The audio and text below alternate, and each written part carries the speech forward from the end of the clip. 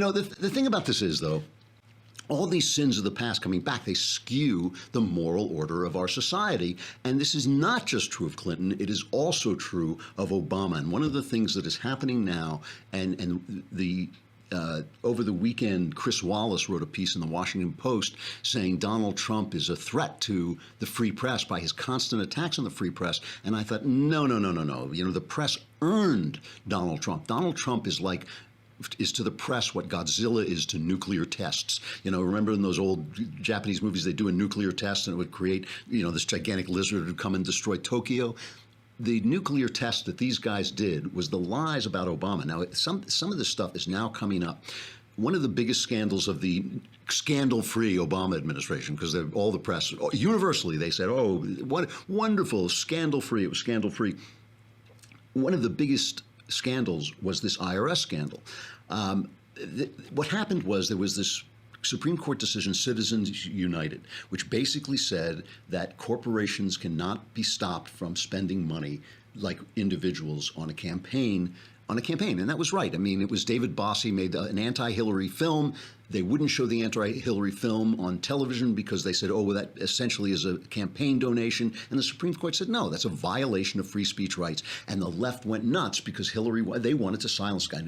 Obama started giving speeches about these dark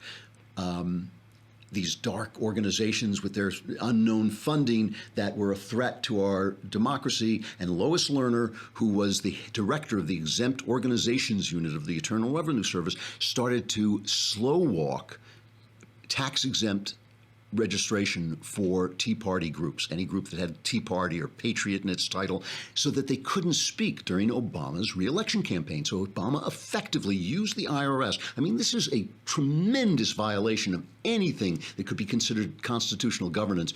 Used the IRS, the most powerful agency in the country, to silence his opponents to help him get re-elected. And it came out, and when Lois Lerner went before Congress and was questioned, first she said, no, I'm not guilty. This is the way it worked. This is the way. And then she pled the fifth, which you're not supposed to do. Just so you remember, here's Lois Lerner, the director of the exempt organizations unit of the Internal Revenue Service, going before Congress and pleading the Fifth Amendment. Listen.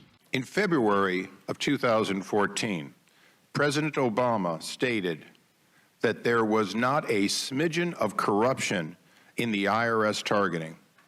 Ms. Lerner, do you believe that there is not a smidgen of corruption in the IRS targeting of conservatives?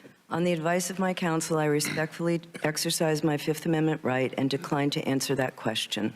Okay, now because she had already said something, she had waived her Fifth Amendment rights by speaking. That was the argument.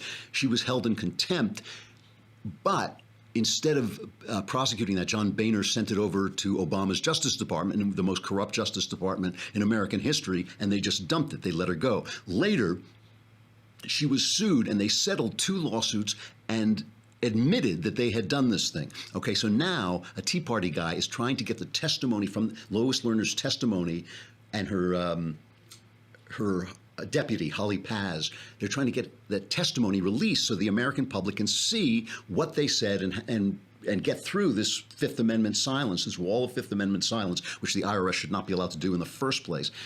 So she has filed a motion. I swear it's true. Lois Lerner has filed a motion saying, in her bid, I'm reading this from Bill McGurn in the Wall Street Journal, in her bid to keep her testimony in a recently settled Tea Party lawsuit against the IRS secret, Lois Lerner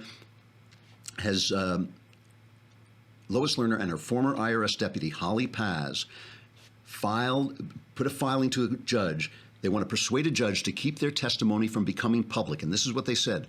Public dissemination of their deposition testimony would expose them and their families to harassment and a credible risk of violence and physical harm.